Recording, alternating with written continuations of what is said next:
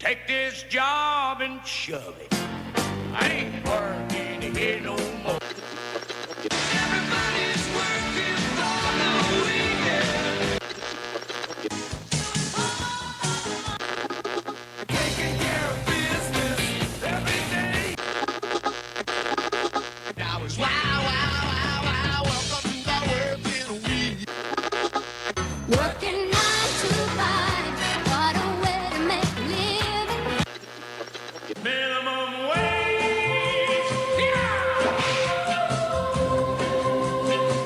And here we are. Welcome back to another edition of the Working Lunch. It's noontime here. We got actually kind of a special situation going on here for folks who are normal listeners and those who are new to the show. My name is actually Jonathan Cortez, co-host of the Working Lunch, and my faithful companion Jeff Turgeon is not here today. However, in his absence, we have our very own D Webb is live in the house. Ethan Brown, downtown Ethan Brown. Welcome. Welcome. Thank you very much. I appreciate it. It's good to be in this studio for the first time. Yeah, you know what? It's tough to get you here. It is. I've got it. I do a lot of tours. I have a Tours? touring schedule, yeah. Really? And so it just doesn't always match up with what you guys do here. And then So these tours, singing and dancing? juggling. I'm sorry, what? Juggling. Juggling. Yeah. I juggle cats. Cats? Yeah, and I just you know what I mean? But it's kind of Felines. it's something I do like around animal rights, stuff like that. But no. Oh, you mean the animal rights people appreciate you juggling cats? Yeah, I'm not juggling cats. Please don't Yeah. send me emails or anything like that. All our phone lines are now flashing. They're We're all going to on have to fire. take calls They're like, now. are you kidding me? Is this guy juggling Ladies and cats? gentlemen, we are off to a rocking start here in Yeah. Jeff's absence. Right And off the and bat. there's probably one guy who's like, so can you teach me how to juggle cats? That's on the line. But no. Fantastic. No, I'm not juggling cats. I'm glad to be here. I'm excited to be here. It's first time in the studio. Yeah, it only took me about 5 emails to send to you. You know, can you RSVP? Can you email me back? We'd love to have you here. I know you've done a lot of tour work for us as well. You've been out in the Downtown with Ethan Brown segment, which Yeah. has been very popular with our fans. I know we get a lot of mail. You got a lot of fan mail. Well, the weird thing is I didn't get any of that. So maybe I should talk to you or Jeff because I don't remember getting any email. Okay, quite honestly, there wasn't any, but I was just trying to build you Trying up. to make you feel better. Okay, so, and in background, another present character that we have is Queasy Foster. Queasy, how are you? Doing good today. How's everybody? He's out working the boards because Shamagali is, speaking of cats, is at the Yeah. vet taking his Taking cat, his cat to to the the doctor. vet. Did you juggle him? You know what? It was that what happened? It was Did you just drop new- him? It was just like I was practicing Unbelievable. juggling cats and chainsaws, and it went downhill. Sorry, my bad, Sean. So here we are. I actually hadn't been at the last couple of months. The show work has been keeping us busy at the Career Center. I yeah. am actually the operations manager of Workforce Central in Milford, one of the 3 offices that Workforce Central has, Worcester and Southbridge. Mm-hmm. And I know that you've been very, very busy working on some grants and things Yeah. of that nature. So I'm with the board. The resource development coordinator is essentially my job is to write the grants. So quite a bit is happening. Quite a number of grants that we've been going for that we're interested in. Some we did get, some we didn't get. No, that's So the nature of the kept beast. it's the nature of the business. Kept me busy though. Yeah, and speaking of which, I know that you do a lot of work with the youth movement that Yeah. we have. I know that I'm directly involved with connecting activities, which is a big and vital part. Working with the local high schools as well as those down along the Blackstone Valley Yep. area, the Blackstone Valley Education Foundation. So what we thought we would do. Today's theme is going to be all about youth and young Youth, adults. really?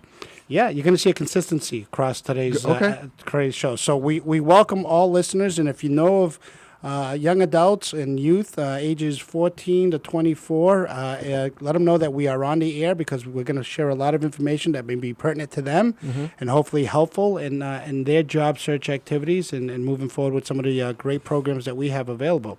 Speaking of great programs, coming to us from the Worcester Community Action Council today, we have a special guest. The Youth Employment Coordinator, Lila Malukas, is here with us. Welcome, Lila. Hi, thanks for having me. Oh, it is our pleasure to have you here. We're so excited to hear about the Summer Youth Works program, and along with a vast of other opportunities that you have, and I'm sure you'll be able to articulate that better than I to the general public. So welcome, and tell us a little bit about the program. Sure. So yeah, I'll do my best to talk about it. I'm actually new with Worcester Community Action Council. I've been there for almost 2 months as the. 2 Thank months. you. Congratulations. How exciting is that? It's been great, actually. I'm learning so much, and I got to jump right into the Summer YouthWorks program. So I've been learning a lot and just been able to see a really amazing program operate. So it's been great. Well, you know what? With I'll that, talk then, about why don't you tell us a little bit about the YouthWorks program itself? Sure. So YouthWorks is a program that's been operating for many years now. We get funded through the Commonwealth Corporation. The money is what I believe is given to the WIB, which is then given to Worcester Community Action Council to then sort of lead the program and sort of host the program.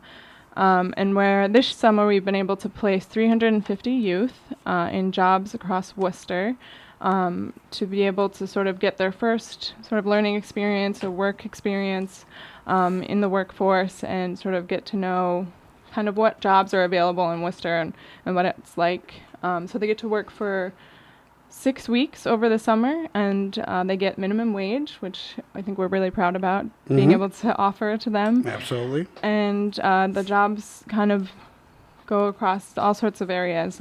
We kind of do some landscaping, maintenance, cook, in the kitchen, then to other youth community organizations that they get to sort of be counselors or things like that. And then there's just, sort of all sorts of opportunities, and we try to get all the youth that we can a place to work for the summer. So you mentioned where they're typically placed in terms of jobs. But so what kind of organizations are they working for? Or where are they working? So, you said kitchen help and landscaping. Are they working with, the city of Worcester? Are they looking with private entrepreneurs, businesses, local businesses? Can you tell us a little bit about the makeup of the folks that you're working with? That's a great question. So they're Thank you. all of the above. They are in the city. They're working for the city of Worcester. We actually have, I think, about 16 placed in the city this summer, which has been amazing. Raquel actually helped a lot with that, the Youth Employment Office. So, and then we have, local organizations, community organizations from like the Boys and Girls Club of Worcester. We also have Boys and Girls Club of Webster. Map Free has gotten involved, which is a private organization. So that's been great. The Worcester Youth Center, we've got ACE, like African Community Education, that's involved. So it's just sort of an array of different organizations. Yeah, it's been great. And just to kind of go off of that, we're actually always looking for, to help develop employers and partner with organizations to be able to provide more youth opportunities so that youth can kind of see what's out there and get them more involved. And we're now hosting sort of another initiative, the Job One initiative, which YouthWorks kind of goes under to be able to get more partners and hopefully within the private sector to get more youth placed over the summer and even into the year. So what is some of the when we're looking at, or you're looking at, some of the potential employers that would work with these youth or young adults?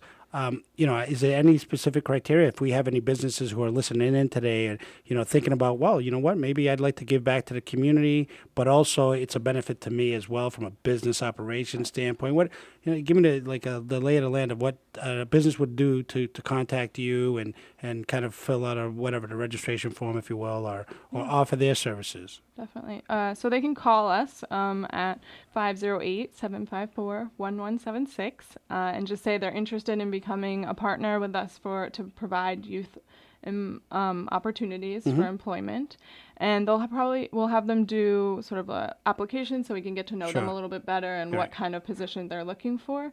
And then we would just want them to understand that this would be a learning opportunity for youth. Right. So it's not like they're coming in with all sorts of skills all the time, but they're coming in with an interest in wanting to kind of get into this job market and want to learn more about what that means. And what is the schedule? You said it's a 6-week program? Mm-hmm. So the Summer YouthWorks program is 6 weeks. They're doing 22 hours a week, and it sort of depends on the organization, or the agency, what their hours are per day. Right. They also get training with us. So we have case managers at WCAC that go out to the sites to make sure that they're getting paid, and then they get an hour of training each week to kind of make sure that they're, also continuing to learn as they're placed in the workplace as well. Soft skills. Yeah, yep, exactly, to get the soft skills. And so there is a summer program, and then we're building up Job One, Right. and we'll have the year-round program as well. So there is sort of a time. So we talked about employers. How are you actually recruiting? I mean, 350 sounds like a really nice number, you know? I mean, and probably not even enough, right? I mean, we have so many youth, especially in the city of Worcester. But, 350 is a great number. Where does the 350 come from? Yeah, so that's a great question. So we've Thank you again. We get a lot of youth through our partnership with the Worcester Public Schools. We do like an M-Class program, so we get about 70 youth through that. And then we have youth that are recruited from the site themselves, so youth organizations wanting to hire the youth that they have seen in their programs. Sure. So they recruit their own youth. And then we have an application process where we go out to the schools around April, and we talk to the guidance counselors to let them know this opportunity is out there, and then youth apply for the positions. And this summer, like we said, we got 350, but it would have been great to get a lot more because we had like over 600 applications just for the places that we were placing for. So like just for the positions that we were placing for. So let me get this straight. We had 600 youth or young adults apply for positions, but we only had 350 positions to fill. Yeah. So I we would probably step in here only because the board oversees the Youth Works program. Correct. Funding that comes from Commonwealth Corporation, and it's a limited amount of funding that we're given. So what we do, we have to look at how much is given, and then look at from a programmatic standpoint what we would need in order to run the program. Sure. So after all of that, we come up roughly with a number of the number of youth that we're able to actually put into work. Some of the things we do though to kind of help subsidize it, which I think is really, really cool, is when you talked about the employers can come, they can sponsor a kid. So they could just put, I believe sponsorship is about $2,000 per youth. So they can just provide funding to actually help youth work and pay youth salaries up to $2,000. Or they can host, meaning they could actually have youth come and work with them at their organization and Right. get paid. So that number, you were saying before, that we would love for that number to be a lot bigger. Oh, sure. But we are limited by how much money Commonwealth Corporation provides to us. Okay. And then I think you mentioned kind of the training. I think what I guess working, I put the grant together for Youth Works and work with Commonwealth Corporation, which gets dispersed, WCAC. And we have another partner that we provide funding to as well down in Southbridge, the Center of Hope. But the exciting thing about Youth Works is being able to kind of bring these jobs to youth. The fact that we're able to actually pay the minimum wage, Right. which is really good, really cool. And then, Commonwealth Corporation provides training. They have, it's called Signal Success, that they actually provide training, and it's really geared towards those soft skills, just as you mentioned before, and kind of getting youth ready for full-time actual work.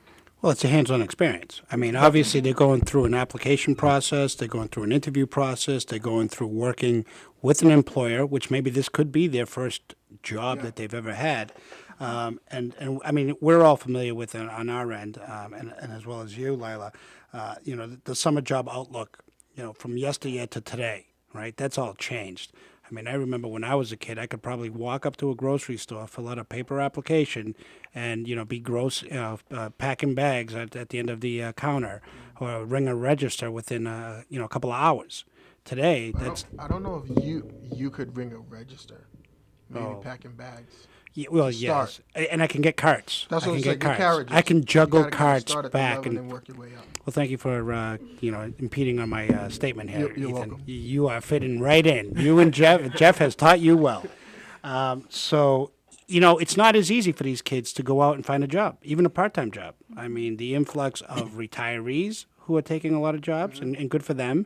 The influx of folks who are looking to supplement their income as a whole to provide for their families as a second or third job has also taken away what used to be defined as jobs that most people classified for young adults and youth, especially the teens. I mean, part-time jobs, you're going through high school. That kind of is now a competitive field. So these kind of experiences allow for long-term career success, I think, in terms of getting that experience and understanding what the processes are like. I mean, Lila, you can speak to that. I mean, the benefits of it all and then the outcomes, that you guys see. Yeah. Oh, it's definitely exciting too because we're finding out as the youth are getting these placements or they're working for the 6 weeks, people then want to hire them after.